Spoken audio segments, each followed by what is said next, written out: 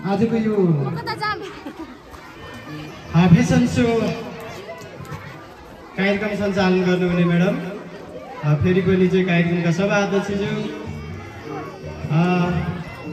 मसँगै रहेर निष्पक्ष निर्णायकको भूमिकामा बस्नुहुने म्याडमहरू र यस विद्यालयमा अध्यापन गराउनुहुने मेरा शिक्षक साथीहरू र यो फेसन सो प्रतियोगितालाई नजिकैबाट निहाल्नुहुने मेरो आदरणीय अभिभावकज्यूहरू र प्यारा प्यारा विद्यार्थी भाइ बहिनीहरू, फेरि पनि स्वीकार्नुहोस् न्यानो नमस्कार जिरो।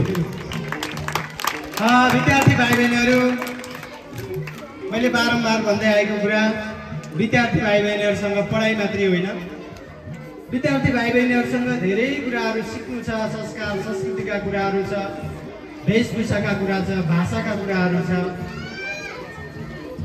तसर्थ हामीले विद्यार्थी भाइ बहिनीहरूको पढाइ त छँदैछ, पढाइ सँगसँगै विद्यार्थी भाइ बहिनीहरूमा रहेको अन्तर्निहित क्षमतालाई प्रस्फुटन गर्नको लागि विद्यालयले वार्षिक क्यालेन्डरमा विभिन्न खालका कार्यक्रमहरू आयोजना गर्दै आएको छ। र आज हाम्रो विद्यालयले शैक्षिक सत्र 2022 को लागि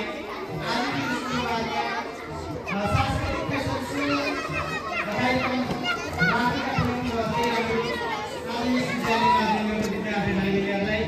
हामीले हाम्रो पुर्खाले, हाम्रो बाउ बाजेले कस्तो खालका चाहिँ वेशभूषा मतलब पोसाकहरू लगाउनु भएको थियो भनेर चाहिँ विद्यार्थी भाइ बहिनीहरूलाई हामीले के परीक्षण गरेका थियौँ र विद्यार्थी भाइ बहिनीहरूले चाहिँ निकै मेहनत गरेर यो पोसाकहरू चाहिँ एउटा फेसन सोको रूपमा चाहिँ विद्यार्थी भाइ बहिनीहरूले चाहिँ जसरी यहाँ प्रस्तुत गर्नुभयो, यसको लागि सहभागी प्रत्येक यस विद्यालयमा अध्ययन गर्नु मेरा सम्पूर्ण प्यारा प्यारा विद्यार्थी भाइ बहिनीहरूलाई म सर्वप्रथम धेरै धेरै धन्यवाद दिन चाहन्छु। र यो फेसन सो कार्यक्रमलाई सञ्चालन गर्नको लागि खास गरी एकदमै बढीभन्दा बढी खटेर विद्यार्थी भाइ बहिनीहरूलाई एकदमै प्रोत्साहन गरेर एकदमै महत्त्वपूर्ण साथ सहयोग गर्नुहुने यस विद्यालयका शिक्षक तथा शुक्रबारी कार्यक्रमका संयोजक शुभम सिएन सरलाई म धेरै धेरै धन्यवाद दिन चाहन्छु। शिक्षकले विद्यार्थीलाई पुस नगर्ने हो भने विद्यार्थी भाइ बहिनीहरू अन्यलमा पर्छ। त्यसकारण शुभम सरको निकै सक्रियता मैले देखेको छु। त्यसकारण यस बारेमा म फेरि पनि धेरै धेरै धन्यवाद दिन चाहन्छु। र विद्यार्थी भाइ बहिनीहरूलाई हामीले एउटा कन्सेप्ट मात्रै बसालिदिनु खोजेका हो। हाम्रो चाहिँ पोसाकहरू के हो, हाम्रो वेशभूषाहरू के हो, होइन, हाम्रो चाहिँ संस्कार संस्कृतिका कुराहरू के हुन् भन्ने कुराहरू चाहिँ केही थोरै धेरै जे जति हुन्छ विद्यार्थी भाइ बहिनीलाई हामीले सन्देश मतलब चाहिँ त्यो ज्ञान प्रवाह गर्न खोजेको मात्रै हो। हामीले आजको यो फेसन सो प्रतियोगिता जस्तै हामीले अन्य विभिन्न किसिमका चाहिँ शुक्रबारी कार्यक्रममा विभिन्न खालका चाहिँ संस्कार संस्कृति जगेर्ना गर्ने उद्देश्यका साथ विभिन्न यो क्षेत्रको मौलिक पर्व भूमि नाचलाई चाहिँ हामी आयोजना गर्दै आएका छौँ। त्यति मात्रै होइन, महिला दिदीबहिनीहरूको महान पर्व हरितालिका तीजलाई पनि हामी व्यवस्थित रूपले सञ्चालन गर्दै आएका छौँ। त्यति मात्रै नभएर विद्यार्थी भाइ बहिनीहरूका खेल जगतमा चाहिँ राम्रो गराउनको लागि चाहिँ विभिन्न खालका चाहिँ खेलतर्फका कार्यक्रमहरू पनि आयोजना गर्दै आएका छौँ। त्यति मात्रै होइन, अलिकति चाहिँ यो बौद्धिक तर्फ चाहिँ विद्यार्थी भाइ बहिनीलाई विभिन्न खालका चाहिँ हाजिर जवाब, होइन, त्यस पछाडि विद्यार्थी भाइ बहिनीहरूलाई गीत सङ्गीतका माध्यमबाट विद्यार्थी भाइ बहिनीहरूका कलाहरूलाई हामीले बाहिर ल्याउन कोसिस गरिरहेको म यहाँ उपस्थित आदरणीय अभिभावकज्यू र मेरा प्यारा प्यारा विद्यार्थी भाइ बहिनीहरूलाई जानकारी गराउन चाहन्छु। सम्भवतः म यो नतिजा घोषणा गर्दै गर्दा हामी अब आउने यही जेठ महिनाको 30 गते सम्भवतः यो थवाङको यो वरिपरिको एकदमै महान पर्व, खास गरी हामीले यो क्षेत्रको समुदायले मगर र दलित समुदायले दसैँ र तिहार भन्दा पनि अझ व्यवस्थित र भव्य रूपले मनाउँदै आइरहेको भूमि पर्व नजिकै आइरहेको छ। र यो भूमि पर्वलाई हामी बचाउनुपर्छ, नयाँ पुस्ताले चाहिँ यसलाई ग्रहण गर्नुपर्छ, पुरानो पुस्ताले चाहिँ यसलाई हस्तान्तरण गर्नुपर्छ भन्ने उद्देश्यका साथ विद्यालयमा हामी विगत 3-4 वर्षदेखि भूमि नाच प्रतियोगिता पनि आयोजना गरेका छौँ। विद्यार्थी भाइ बहिनीहरूले धेरै कुरा सिक्नु भएको छ।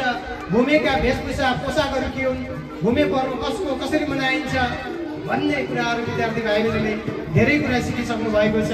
त्यसकारण यही महिनाको 30 गते हाम्रो विद्यालयको वार्षिक क्यालेन्डरमा भूमि नाच प्रतियोगिता पनि हामीले आयोजना गरेका छौँ।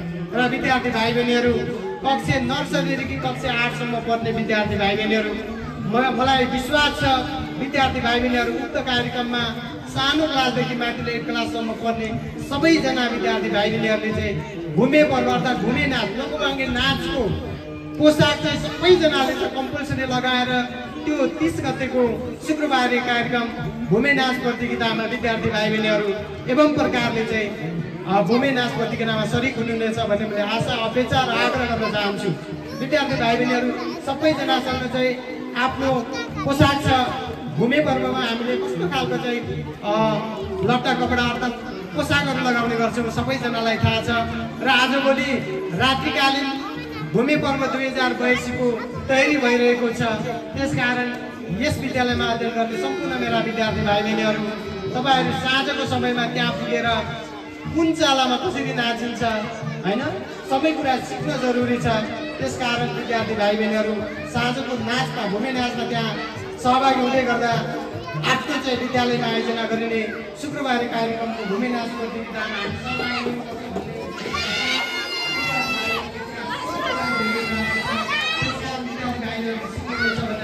राख्दै आज हाम्रो विद्यालयले आयोजना गरेको फेसन सो प्रतियोगितामा धेरैभन्दा धेरै विद्यार्थी भाइ बहिनीहरूले सहभागी जनाउनु भएको थियो।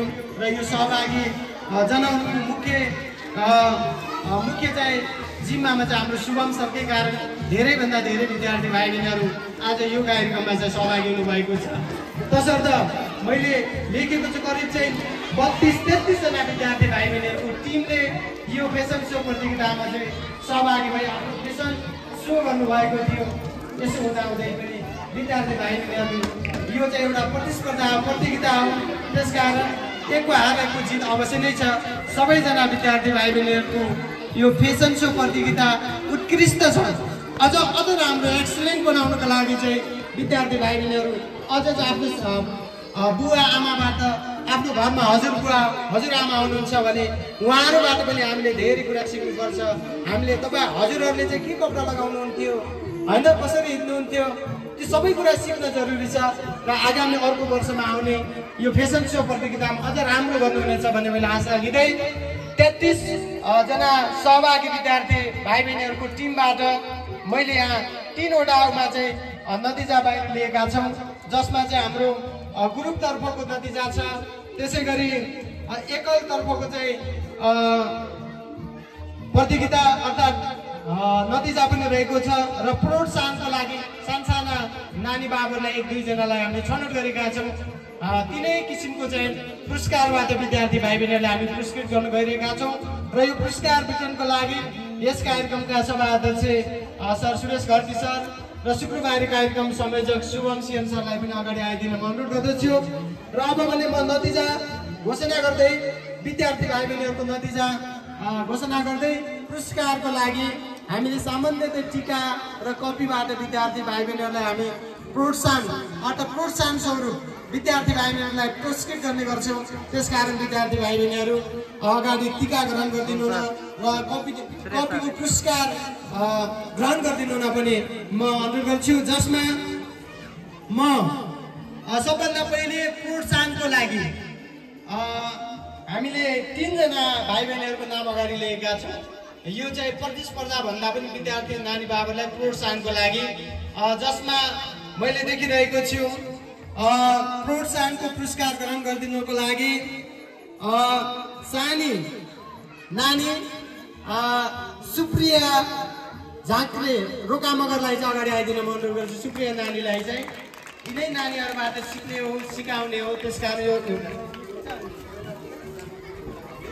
त्यसै गरी प्रोत्साहनको पुरस्कार ग्रहण गरिदिनुको लागि म अर्का भाइ आभूषण रोकालाई पनि अगाडि आइदिन म अनुरोध गर्दछु। आभूषण रोका यो प्रोत्साहनको पुरस्कार हो। आभूषण रोका जहाँ छौ अगाडि आइदिन म अनुरोध गर्छु। त्यसै गरी अर्का भाइ ड्रिम्स रोकालाई पनि अगाडि आइदिन म अनुरोध गर्दछु छिटोभन्दा छिटो। त्यसै गरी गुरुङ भेषभूषामा सजिएर अगाडि आउने नानी इभा गुरुङलाई पनि अगाडि आइदिन म अनुरोध गर्छु। इभा गुरुङ यी नानीहरूलाई चाहिँ हामीले प्रोत्साहन स्वरूपको यो पुरस्कार हामीले प्रदान गर्न गइरहेका छौँ। र अब पनि म एकल तर्फको पुरस्कारलाई जोड्न गइरहेको छु। एकल फेसन सो प्रतियोगितामा तृतीय स्थान ल्याउन सफल भाइ सम्राट सुनारलाई तृतीय स्थानको पुरस्कार प्रदान गरिदिनु न हामी आग्रह गर्दछौँ। सम्राट सुनार। त्यसै गरी द्वितीय अर्थात् द्वितीय स्थान ल्याउन सफल बहिनी कक्ष 7 महेन्द्र प्रतिष्ठा रोकामगरलाई चाहिँ अगाडि आइदिन म अनुरोध गर्दछु। निकै राम्रो आफ्नै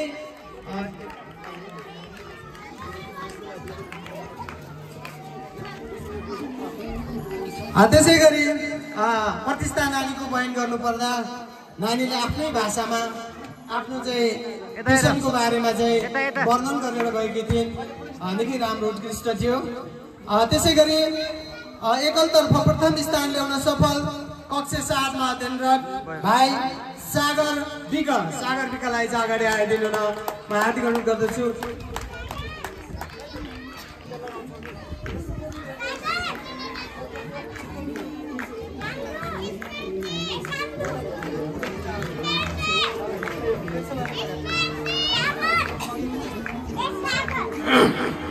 सागर विके भाइ। यसै गरी सामूहिक फेसन सो प्रतियोगिताको पुरस्कारलाई जोड्न गइरहेको छु, जसमा धेरैजना विद्यार्थी भाइ बहिनीहरूले चाहिँ आफ्नो फेसन सो गर्नुभएको थियो। यति हुँदाहुँदै पनि यो प्रतिस्पर्धा हो। निर्णायक मण्डलको निर्णय अनुसार सामूहिक नृत्यतर्फको तृतीय स्थानको पुरस्कार ग्रहण गरिदिनुको लागि टिम रहेको छ सेटिङ रोका र मिसन रोका दुवैजनालाई चाहिँ सामूहिक तर्फको चाहिँ तृतीय स्थानको पुरस्कार ग्रहण गरिदिनु न म हार्दिक अनुरोध गर्दछु।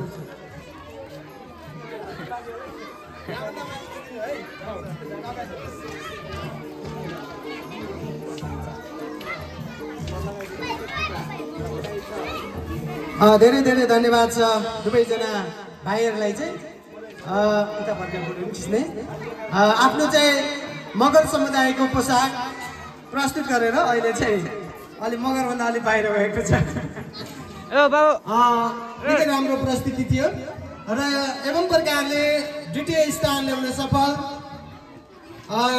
टिम रहेको छ कृष्ण विक र किरण विक दुवैजनालाई द्वितीय स्थानको पुरस्कार ग्रहण गरिदिनमा हार्दिक अनुरोध गर्दछु।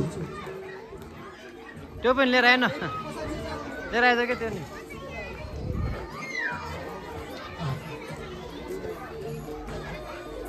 निकै राम्रो प्रस्तुति थियो भाइहरूको चाहिँ दुवैजनाको।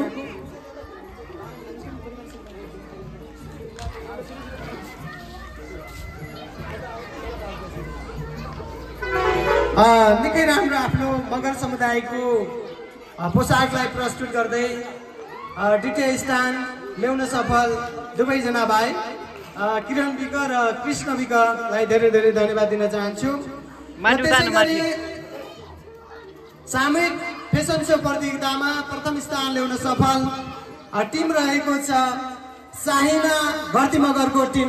सबैजनालाई आफ्नो पोसाक सहित अगाडि चाहिँ पुरस्कार ग्रहण गरिदिनु न हामी हार्दिक अनुरोध गर्दछौँ। साहिना पुन मगरको टिम रहेको छ बोकेर साइडमा हेर न त्यस्तै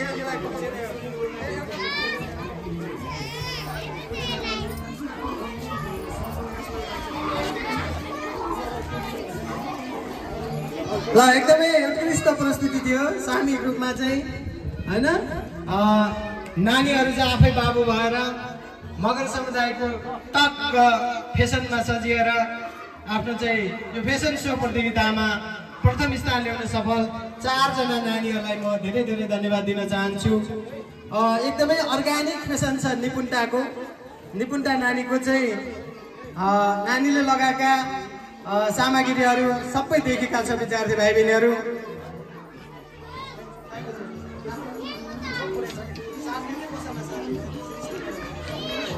ल ल लाइन लागेर यता हेर नानीहरूलाई चाहिँ धेरै धेरै धन्यवाद दिन चाहन्छौँ एकदम अगाडि हो